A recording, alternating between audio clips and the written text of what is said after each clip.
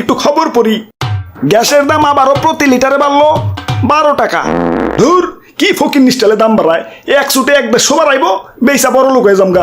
ধুর, খবরই পড়ুম না। ও নো, আরে ভাঙতি তো রেডি করি নাই, কাস্টমার এলে তো আবার 1-2টি আর ভাঙতি লাগবো নি।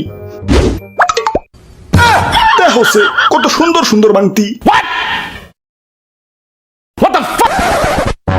অটো আইলো, সাইডে।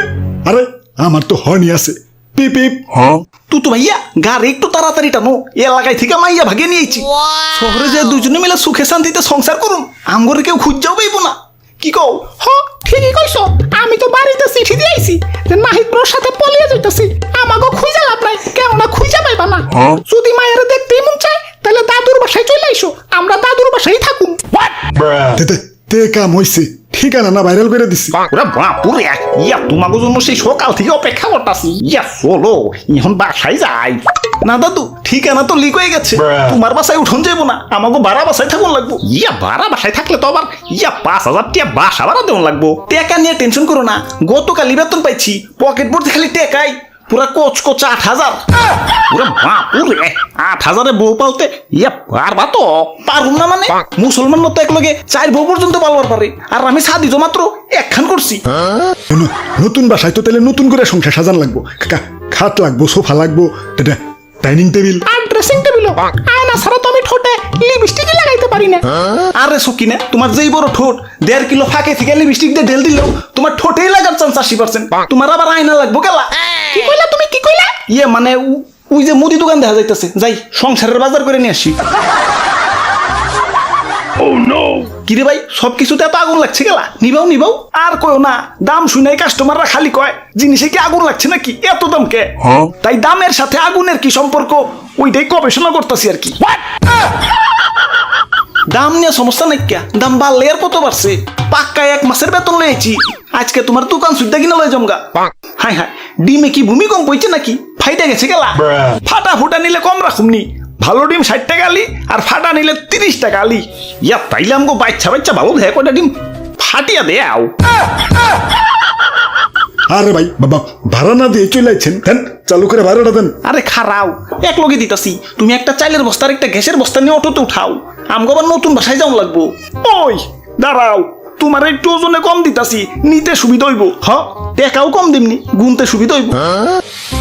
বাপুরে, ইয়া দাম তো কমছে, এখন তো 160 টাকা করে হইছে। ওইলে কি হইব, তেল তো আমার আগের কিনে। আচ্ছা, আর গ্যাস সিলিন্ডার? একদম 1500, 2 দিন আগেও 1200 করে বেচছি, এখন দাম আবার বাইরে গেছে। ইয়া তো কি হইছে, এক গ্যাসও তো আগের কিনে না, আগের মাল ফুরিয়ে গেছে, গ্যাস আজকে নতুন করে সকালে আনছি। ভাই ভাবি অটোতে পয়সা ঘাইমে গেছে, একটা আইসক্রিম পাঠিয়ে দিতে কইছি। আচ্ছা, তা দোকানে কি আইসক্রিম আছে? পোলার আইসক্রিম আছে, পোলার আইসক্রিম। ধুর মিয়া, পোলার আইসক্রিম খাইবো কে? মাইয়ার আইসক্রিম থাকলে দেন। তা ভাই বিল কত হইছে? চালু করে কয়ে ফেলান, আমার আবার মাছ বাজার আর কাঁচা বাজার করুন লাগবো। 1 বস্তা চাল 2000, একটা সিলিন্ডার 1500, 5 কেজি তেল 1000, পেঁয়াজ রসুন আদা মশলা 1000, 1 কেজি ডিম আর 5 কেজি আলু 1000, কসমেটিক্স 1000, সব মিলিয়ে 8000। এই যে শুনছো, টিকটকে এই ড্রেসটা পছন্দ হইছে, একটু কিনা দিবে? দাম বেশি না, মাত্র 3950 টাকা। ইয়া যাই করো, ইয়া বাসা ভাড়া গেলাম 5000, আলাদা করে রাখো। মাত্র 3950 টাকা। ইয়া বাসা ভাড়া গেলাম আলাদা করে রাখো। সব মিলিয়ে 8000। দেন চালু করে ভালো করে।